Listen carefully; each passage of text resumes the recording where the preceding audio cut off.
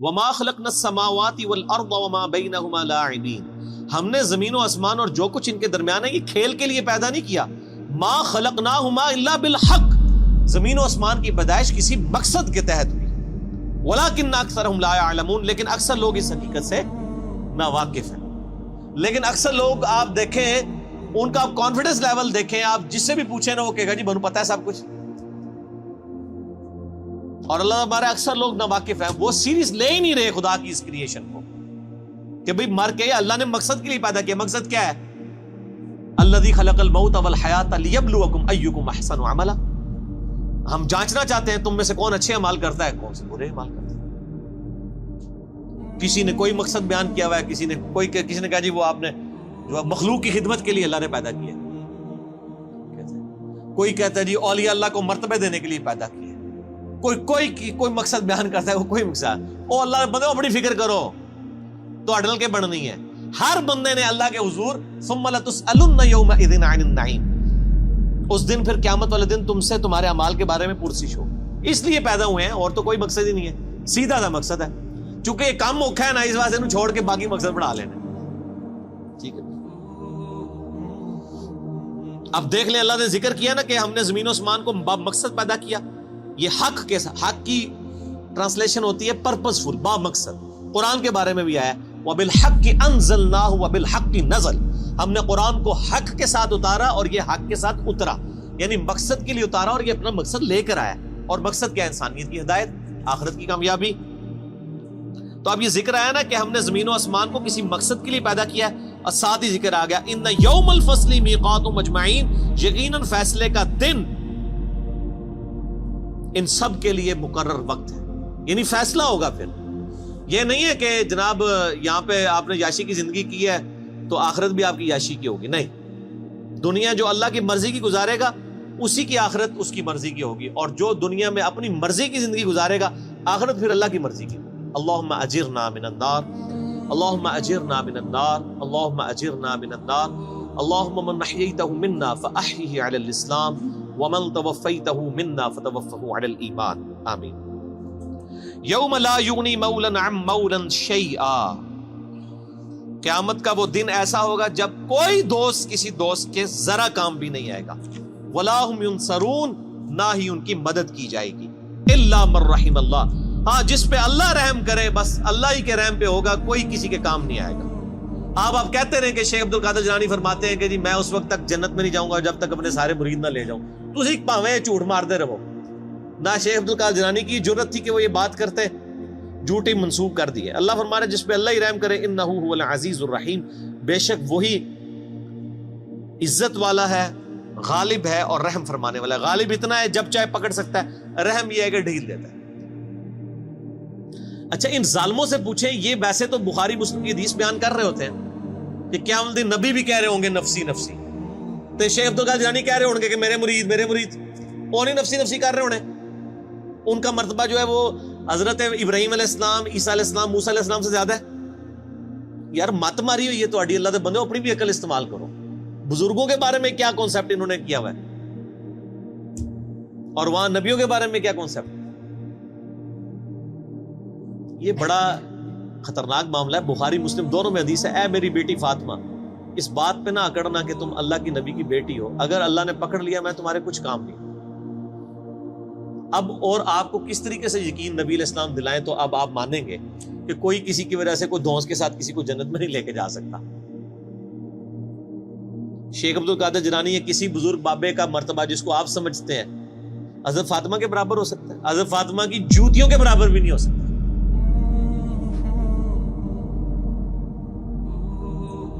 تو آپ دیکھ لیں کتنے بڑے بڑے انہوں نے لوگوں نے دعوے کیے اپنے بزرگ بابوں کے بارے میں. جھوٹ ہے، 100% جھوٹ ہے.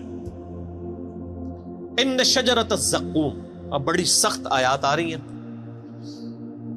جنتیوں اور جہنمیوں کا سائملٹینیس کنٹراسٹ آئے گا. پہلے اللہ جہنمیوں کا ذکر کرے گا کہ ان پر کیا صورتحال جہنم میں گزرنی. بے شک زقوم کا درخت ایک کڑوا درخت، طعام الاثیم گناہگاروں کی خوراک ہوگا. کالمہل یغلی فی البطون، پگھلے تانبے کی مانند پیٹوں میں جوش مارے گا. یعنی وہ کڑوا درخت کھانے کے بعد پیاس لگے گی ان کو، پھر پگھلا ہوا تانبے کی مانت پانی دیا جائے گا, وہ پئیں گے تو ان کے پیٹ میں جوش مارے گا. کغلی الحمیم, اور وہ کھولتا ہوا پانی گرم جوش مارتا پانی ہوگا. خذوہ فاعدلوہ الی سواء الجحیم, اور اللہ کی طرف سے حکم ہوگا پکڑو اسے مجرم کو اور گھسیٹ کر دوزخ کے سینٹر میں جا کے اس کو پھینکو. ثم صبوا فوق رأسہ من عذاب الحمیم, اور پھر اس کے سر کے اوپر کھولتا ہوا پانی ڈالو عذاب دینے کے لیے. یہ میرے بھائی یہ طارق جمیل صاحب کا لیکچر بیان نہیں ہو رہا, یہ قرآن بیان ہو رہا ہے. ذق انک انت العزیز الکریم, اللہ تعالیٰ فرمائے گا چک, تو بڑی عزت والا اور بڑی جو ہے وہ کرامت والا ہے. یہ تنزیہ جملہ اللہ کی طرف سے بولا جائے گا کہ دنیا میں تو نے بڑے دعوے کیے ہوئے تھے نا کہ میں جناب کر دیا گا, میں کر دیا گا, تو بڑی عزت والا ہے نا, دیکھ تیری عزت افزائی میں کر رہا ہوں, تیرے سر کے اوپر کھولتا ہوا پانی ڈالا جائے گا. اللہم اجرنا من النار, اللہم اجرنا من النار. ان ھذا ما کنتم بہ تمترون, یہ ہے وہ چیز جس کے بارے میں تم شک میں مبتلا ہو, یقین نہیں تمہیں آ رہا کہ ایسا ہوگا. تو کہتے جی اینڈ تے چھاڑ ہی دینا اللہ نے, بس ایویں تھوڑی تمکی شمکی ہوئے گی بس. یہ یہودیوں کا عقیدہ تھا, ان کو میں نے پھکی دنیا میں دی ہوئی ہے کہ آپ, وہ کہتے ہیں اللہ بڑا غفور رحیم ہے. ماں دیکھو, ماں کوئی دوزخ میں پھینک سکتی کسی بچے کو, اللہ تعالیٰ کیسے پھینکے گا؟ میں کہتا ہوں جی آخرت تو کسی نے نہیں دیکھی, میں آپ کو ویڈیو نہیں دکھا سکتا, قرآن تو موجود ہے نا, یہی پڑھ کے دیکھ لو. یہ کون ہے, یہ قرآن کس نے نازل کیا ہے؟ یہ جو آیات پڑھ رہی میں نے گھر بنائی ہیں جن کے اندر یہ سارا ذکر آ رہا ہے. تو میں ان کو دنیا میں ایک مثال دیتا ہوں کہ آپ کہتے ہیں نا ماں نہیں یہ چاہے گی, تو میں آپ کو دنیا سے ایک مثال دیتا ہوں کہ آپ اور میں بھی کبھی نہیں چاہیں گے کہ آپ کا کوئی دشمن ہو, اس کے 4-5 چھوٹے چھوٹے بچے ہوں, اور آپ اس کی دشمنی میں اس لیول پہ جائیں کہ آپ اس دشمن کی بیوی کو مار دیں. آپ کہیں گے نہیں یار اس کا کیا قصور ہے, اس کے بچوں کا کیا قصور ہے, رحم کھائیں گے نا کہ یار اس کی ماں مر گئی بچوں کی, ان بچوں کو بیوہ, جب یہ بچے جو ہیں وہ یتیم ہو جائیں گے تو جو ماں کے بغیر رہیں گے, اور نئی جب ستیلی ماں آئے گی ان کے ساتھ کیا سلوک کرے گی, ان کے مینٹل ماڈلز تک بدل جائیں گے. ترس کھائیں گے نا آپ اور میں, تو کھائیں گے نا. تو کیا اللہ تعالیٰ بھی ایسے لوگوں پہ ترس فرماتا ہے؟ کیا دنیا میں ہزاروں مائیں ایسی مر نہیں جاتی پریگنینسی کے دوران جن کے کئی چھوٹے چھوٹے بچے ہوتے ہیں؟ تو آپ کی ڈاکٹرائن مان لی جائے کہ اللہ تعالیٰ ماں سے بھی زیادہ رحم کرنے والا ہے, تو پھر کبھی کسی ایسی عورت کو موت نہیں آنی چاہیے جس کے 4 چھوٹے چھوٹے بچے ہوں.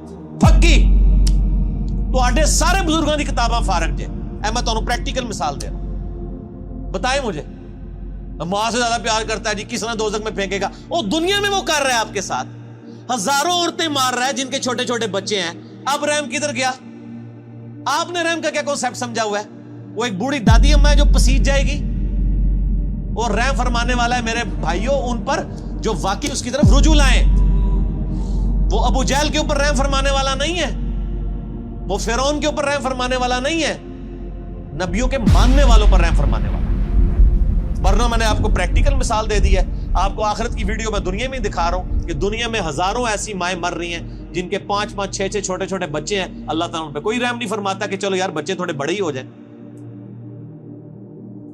تو یہ چیز اللہ نے دنیا میں دکھائی ہے اس لیے تاکہ آپ کو یقین آ جائے کہ اللہ تعالیٰ پسیج نہیں جاتا. ٹکوسلے تھے مثالہ بیان کرنی ہے بند کرو, ٹھیک ہوگا جی. اللہ تعالیٰ فرما رہا ہے ان ھذا ما کنتم بہ تمترون, یہ وہ تھا جس کو دنیا میں تم شک کرتے تھے. کیا شک کیا کرتے تھے؟ یا اللہ جو کچھ بھی ہے تیرے بابو کی امت سے بخشے جائیں گے. اب سائملٹینیس کنٹراسٹ ان المتقین فی مقام امین, بے شک پرہیزگار امن کی جگہ میں ہوں گے. فی جنات و عیون, اللہ کی طرف سے باغوں میں اور چشموں میں. یلبسون من سندس و استبرق متقابلین, وہ باریک لباس پہنے ہوئے ہوں گے اور دبیس ریشم کا آمنے سامنے بیٹھے ہوں گے. یعنی ان کا جو لباس ہے جس طرح آج کل بھی ہوتا ہے, وہ کیٹی کی شلوار ہوتی ہے, اوپر ململ کا کرتا ہوتا ہے. اللہ فرماتا ہے موٹی ریشم کی ان کی یعنی تہمد ہوگی یا شلوار ہوگی یا پینٹ کوئی بھی ہوگی, اور اوپر کرتے ان کے باریک لباس ہو. کذالک, اور یوں ہی وزوجناہم بحور عین, ہم ان کو بیاہ دیں گے موٹی آنکھوں والی حوروں کے ساتھ. اب یہ حوروں کی ڈیٹیل کے لیے آپ طارق جمیل صاحب کے لیکچر دیکھیں. جو جس چیز کا ایکسپرٹ ہے اس کی طرف ریفر کرنا چاہیے. ادھر ہیں وہ ایکسپرٹ, وہ آپ دیکھیں. یدعون فیہا بکل فاکہۃ آمنین, اور وہ منگوا لیا کریں گے ہر قسم کا پھل اطمینان سے, جو ان کی خواہش ہوگی اللہ تعالیٰ ان کے سامنے رکھے. لا یذوقون فیہا الموت الا الموتۃ الاولی, وہ نہیں چکھیں گے وہاں پر موت کا ذائقہ بجز اس موت کے جو وہ دنیا میں چکھ چکے, بس ایک ہی موت. اچھا میں جنت کی آیات سے نا اس طرح ہی گزر جاتا ہوں نا, تو لوگ کہتے ہیں جنت لیکچر دو, جنت لیکچر. یار جنت لیکچر تو اتنا کچھ ہے, وہ آپ وہی پڑھ لیں. آپ بخاری مسلم میں جنت کا چیپٹر پڑھ لیں, مشکات کی 30 جلد میں جنت کا چیپٹر پڑھ لیں, ٹھیک ہے جی. اور یہ ساری چیزیں کرنے سے یہ تو اسی طریقے سے کہ آپ بریانی کے فضائل بیان کرنا شروع کر دیں, بریانی تک پہنچنے کے لیے بھی تو ایک ایفرٹ کی ضرورت ہے نا. تو وہ سب کو پتا ہے دنیا میں, میرا خیال ہے جنت کے بارے میں تو سب کو ہی پتا ہے, دوزخ کے بارے میں لوگوں نے انڈر ایسٹیمیٹ کی. تو جس چیز کی ضرورت ہے وہی کریں, اور یہی صحابہ کا طریقہ بھی ہے. بخاری مسلم اٹھا کے دیکھیں, جب حضرت عمر کو زخم لگا ہے تو ان کے پاس آ کے صحابہ کہہ رہے ہیں کہ آپ کی وجہ سے اللہ تعالیٰ نے اسلام کو اتنی شوکت دی ہے, رومن پرشین امپائر گری ہے, اور ہم اللہ سے امید کرتے ہیں کہ آپ اللہ کے حضور آپ تو بخشے بخشائیں. یہ بخاری مسلم دونوں میں ہے. اس زخم کی حالت میں انہوں نے کہا میں تو بس یہی چاہتا ہوں کہ جو کچھ میں نے اسلام کے لیے کیا نا, اس کے بدلے میں اللہ صرف میرے گناہ معاف کر کے مجھے برابر چھوڑ دے. جنت تو چھوڑ دو, بس مجھے برابر کر دے کہ میرے گناہ اور نیکیاں برابر ہو گئی ہیں, میں بریک ایون پوائنٹ پہ آ گیا ہوں. جنت کی بات تو حضرت عمر نے بھی نہیں کی ہے مرتے وقت, حالانکہ اس وقت ضرورت تھی کہ وہ جنت کی بات کرتا ہے کہ میں سیدھے ہی جنت ہی چلے آ جاؤ, اور جنت کی گارنٹی بھی ملی ہوئی تھی. یہ باتیں نہیں کسی کو یاد. جب ہم یہ باتیں کرتے ہیں ہمیں کہتے ہیں جی کڑوی کڑوی باتیں ہر وقت کرتا ہے. تو حضرت عمر بھی کڑوی کڑوی باتیں کرتے تھے, حالانکہ وہ تو موت کے وقت تھے, اس ٹائم تو ضرورت تھی وہ جنت کی باتیں کرتے. انہوں نے کہا بس مجھے اللہ برابر ہی چھوڑ لینا, اتنا ہی کافی میرے. او بھائی عقل نہ ہوئے تھے موجے ہی موجاں, اور عقل ہوئے تھے سوچے ہی سوچا. جسے عقل ہو اس کو سوچ ہوتی ہے. حضرت عمر کو عقل تھی, آپ کو عقل نہیں, آپ کے بزرگوں کو, آپ کے واعظین کو, آپ کے علماء کو عقل نہیں ہے, اس لیے وہ آپ کو میٹھی لوریاں دیتے ہیں. ٹھیک ہے مست رہو, ٹھیک ہے انہوں نال ہی ہو گے کیا عمل داڑے, ٹھیک ہے. وہ ہمارے ساتھ لوگ بات کر رہے ہوتے ہیں نا, او نہیں یزید نو برا نہ کرو, ہم کہتے ہیں جی ٹھیک ہے اللہ آپ کا حشر یزید کے ساتھ کرے. نہیں, اگر ایڈے ہی کانفیڈنٹ ہو تو منگیا کرو دعا کہ یزید اور اس کے خاندان کے ساتھ ہمارا حشر ہو. ہم کہتے ہیں حسین اور اس کے خاندان مولا علی کے ساتھ ہمارا حشر ہو. ہم تو کانفیڈنٹ ہیں, آپ میں اعتماد نہیں ہے.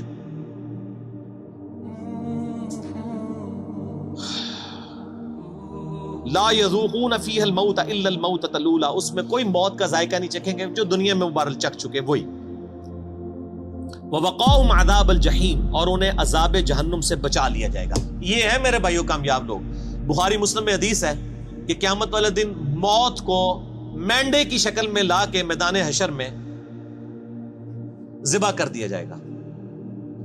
جنتی پریشان ہوں گے اور دوست کی خوشی کے ساتھ آ رہے ہوں گے کہ شاید کوئی ہمیں موت لکھ دی جائے تو ہم فارغ ہو جائیں. موت کو ذبح کیا جائے گا اور اللہ تعالیٰ کہے گا کہ جنتیوں کے لیے خوشخبری ہے کہ اب کبھی موت نہیں آئے گی, موت ہم نے ختم کر دی.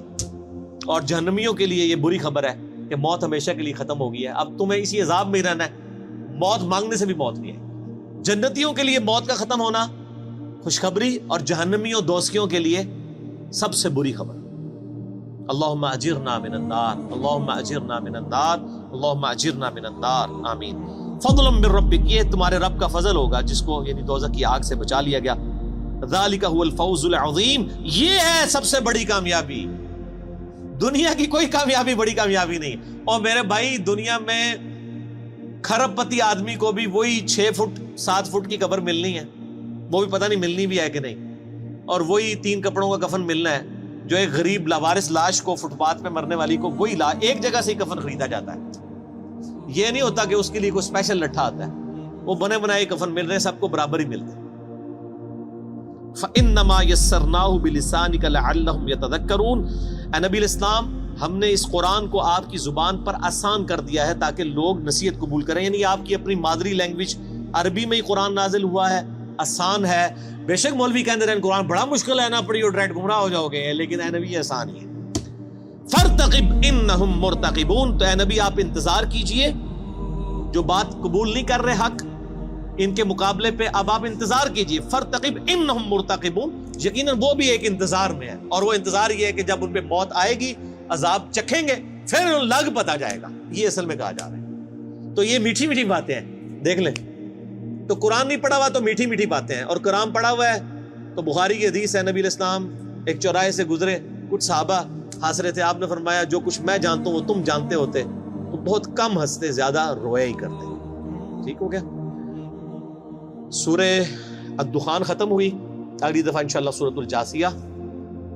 اللہ تعالیٰ سے دعا ہے جو حق بات میں نے کہی اللہ تعالیٰ ہمارے دلوں میں راسخ فرمائے، اگر جذبات میں میرے منہ سے کوئی غلط بات نکل گئی تو اللہ تعالیٰ ہمارے دلوں سے محو کر دے اور ہمیں معاف بھی کر دے، ہمیں کتاب و سنت کی تعلیمات پر عمل کر کے دوسرے بھائیوں تک پہنچانے کی توفیق عطا فرمائے۔ سبحانک اللہم و بحمدک، اشہد ان لا الہ الا انت، استغفرک و اتوب الیک، وما علینا الا البلاغ المبین۔ جزاکم اللہ خیرا۔